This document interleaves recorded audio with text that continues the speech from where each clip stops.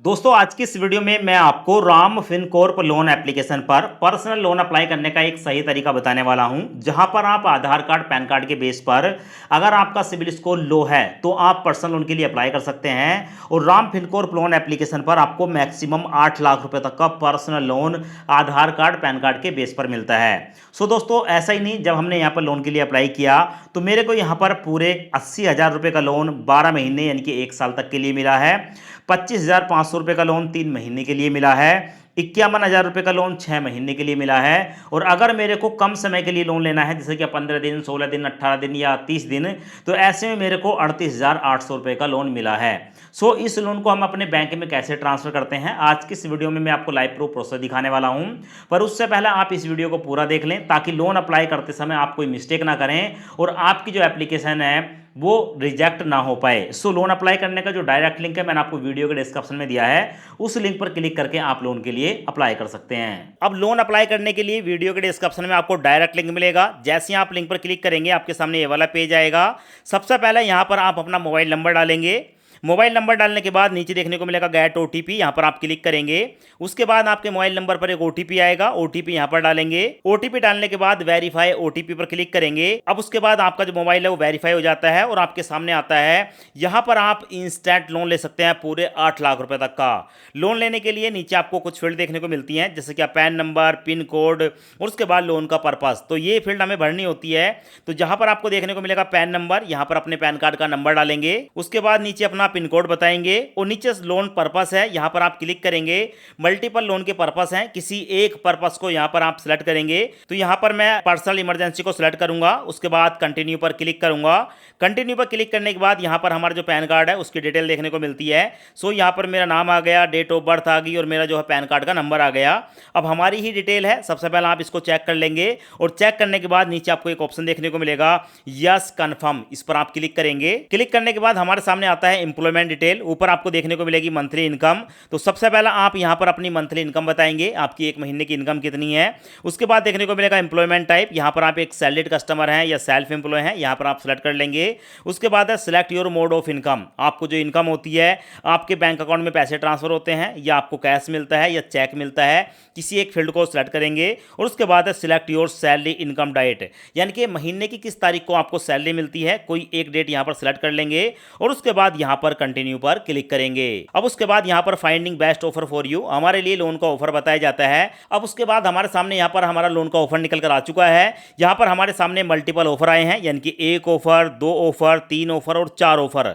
यहां पर पहला ऑफर है कि यहां पर हमें वन टाइम रीपेमेंट इसकी करनी होगी। अगर हम यहां पर 38,800 रुपए का लोन लेते हैं 18 दिन के लिए, अगर आपको नीड है 10, 12, 15, 20 दिन या 1 महीने के लिए लोन लेना चाहते हैं तो आप पहले वाले लोन को सिलेक्ट कर सकते हैं। उसके बाद नीचे देखने को मिलेगा 80,000 रुपए का लोन, इस लोन को हम 12 महीने के लिए ले सकते हैं। नीचे देखने को मिलेगा 25,500 का लोन 3 महीने के लिए मिल रहा है और 51,000 रुपए का लोन 6 महीने के लिए मिल रहा है। तो भाई देखो, सबसे बड़ा जो लोन है वो यहां पर हमारे सामने निकल कर आया है 80,000 रुपए का। तो यहां पर मैं 80,000 रुपए का लोन आपको लेकर दिखाने वाला हूं। तो यहां पर मैं 80,000 रुपए के लोन की अमाउंट को सिलेक्ट करूंगा और नीचे देखने को मिलेगा कंटिन्यू वाला ऑप्शन, कंटिन्यू पर क्लिक करूंगा। कंटिन्यू पर क्लिक करने के बाद यहां पर जो है अब उसके बाद प्रोसेसिंग स्टार्ट हो जाती है और हमारे सामने आता है loan approved, you have been approved for a loan of 80,000, यानी कि 80,000 रुपए का लोन हमें मिल रहा है। और देखो यहां पर हमें बताया गया है कि अगर हम यहां पर 80,000 रुपए का लोन लेते हैं तो इस पर प्रोसेसिंग फीस और जीएसटी पड़ रही है 9,440 रुपए की और हमारे बैंक अकाउंट में ट्रांसफर होगा 70,560 रुपए। यहां पर आप देख सकते हैं काफी ज्यादा प्रोसेसिंग फीस यहां पर चार्ज की जा रही है। उसके बाद थोड़ा सा ऊपर स्क्रॉल करेंगे। ऊपर स्क्रॉल करने के बाद यहां पर हमारी जो ईएमआई है उसकी डिटेल देखने को मिल जाती है। सबसे पहले आप यहां पर देख सकते हैं, यहां पर जो हमारी ईएमआई स्टार्ट होगी वो 8 जून से स्टार्ट होगी। 8 जून, 8 जुलाई, 8 अगस्त, उसके बाद नीचे देखेंगे तो 8 मई 2027 तक, यानी कि 2026 चल रहा है। ये लोन हमारा चलने वाला है 14,840 रुपए की यहां पर हमें ईएमआई देनी होगी। अब इस लोन को लेने के लिए नीचे आपको एक ऑप्शन देखने को मिलेगा कंटिन्यू का, कंटिन्यू पर क्लिक करेंगे। कंटिन्यू पर क्लिक करने के बाद यहां पर प्रोसेसिंग स्टार्ट हो जाती है और हमसे पूछा जाता है कि यहां पर आपको अपनी एक जीमेल आईडी डालनी होगी। तो यहां पर हमारे सामने 2 ऑप्शन आते हैं, या तो आप साइन इन विद गूगल पर क्लिक करके, अगर आपके मोबाइल के अंदर पहले से जीमेल आईडी है तो उसको सेलेक्ट कर सकते हैं, या आप यहां पर अपनी जीमेल आईडी को मैनुअल डाल सकते हैं। तो यहां पर मैं जो Google sign in with Google वाला ऑप्शन है इसको सेलेक्ट करूंगा और उसके बाद कंटिन्यू पर क्लिक करूंगा। उसके बाद हमारे सामने हमारे मोबाइल के अंदर जितनी भी जीमेल आईडी है उनकी डिटेल देखने को मिल जाती है। तो मैं यहां पर अपनी एक जीमेल आईडी को सिलेक्ट करूंगा। उसके बाद यहां पर नीचे कंटिन्यू पर क्लिक करूंगा।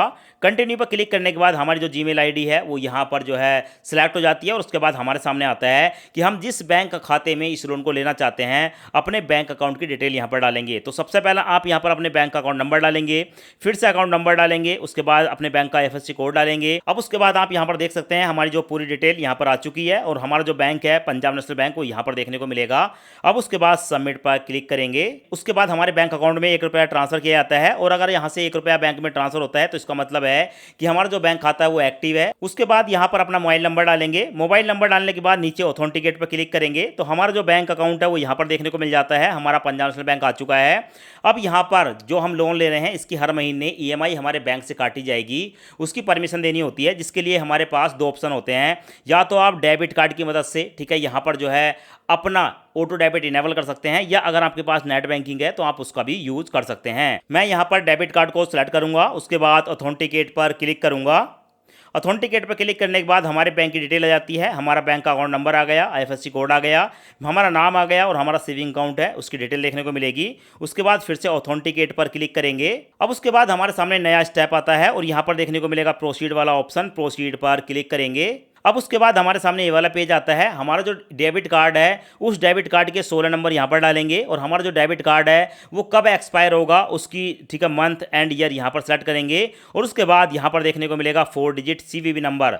जो सीवीवी नंबर है वो यहाँ पर डालेंगे और उसके बाद सबमिट पर क्लिक करेंगे। सबमिट पर क्लिक करने के बाद हमारे मोबाइल नंबर पर एक ओटीपी आता है, ओटीपी यहाँ पर डालेंगे और ओटीपी डालने के बाद सामने देखने को मिलेगा अप्रूव वाला ऑप्शन। अप्रूव पर क्लिक करेंगे। जैसे ही हम अप्रूव पर क्लिक करते हैं तो हमारे सामने आता है वेरीफाई आधार। अब यहां पर हमें अपने आधार कार्ड को वेरीफाई करना होगा तो नीचे आपको एक ऑप्शन देखने को मिलेगा एंटर योर आधार नंबर। यहां पर आप अपने आधार कार्ड के नंबर डालेंगे। नीचे आपको नेक्स्ट का ऑप्शन देखने को मिलेगा, नेक्स्ट पर क्लिक करेंगे। अब हमारे आधार कार्ड के साथ लिंक मोबाइल नंबर पर एक ओटीपी आएगा, वो ओटीपी यहाँ पर डालेंगे और ओटीपी डालने के बाद नीचे देखने को मिलेगा सबमिट वाला ऑप्शन। सबमिट पर क्लिक करेंगे। जैसे सबमिट पर क्लिक करते हैं तो हमारे सामने आता है कि हम पहले से डिजी लॉकर पर रजिस्टर्ड हैं, तो ऐसे में हमारा जो डिजी लॉकर का 6 अंकों का सिक्योरिटी पिन है वो पिन यहाँ पर डालेंगे। तो यहाँ पर मैं अपना डिजी लॉकर का 6 अंकों का सिक्योरिटी पिन डालूंगा। अगर आपको आपका सिक्योरिटी पिन नहीं पता है तो फॉरगेट माई पिन पर क्लिक करके आप अपना नया सिक्योरिटी पिन क्रिएट कर सकते हैं और उसके बाद मैं यहां पर पिन डालने के बाद डन पर क्लिक करूंगा। अब उसके बाद डिजी लॉकर पर हमारे जो डॉक्यूमेंट है उसकी डिटेल देखने को मिलती है। यहां पर आधार कार्ड और दूसरा देखने को मिलेगा पैन कार्ड, 2 डॉक्यूमेंट को सिलेक्ट करेंगे और उसके बाद अलाउ पर क्लिक करेंगे। क्लिक करने के बाद यहां पर डिजी लॉकर से हमारी जो डिटेल है उसको लिया जाता है और हमारी जो केवाईसी है उसको कंप्लीट किया जाता है। उसके बाद हमारे सामने आता है सैंक्शन लेटर। अब ये हमें जो लोन मिल रहा है उसका ये एग्रीमेंट है, तो सबसे पहले आप अपने एग्रीमेंट को पढ़ लेंगे। उसके बाद यहां पर चेकबॉक्स को सिलेक्ट करने के बाद आई एक्सेप्ट पर क्लिक करेंगे। आई एक्सेप्ट पर क्लिक करने के बाद हमारे सामने आता है कांग्रेचुलेशन। यहां पर आप देख सकते हैं your loan has been approved successfully. Loan हमारा अप्रूव हो चुका है।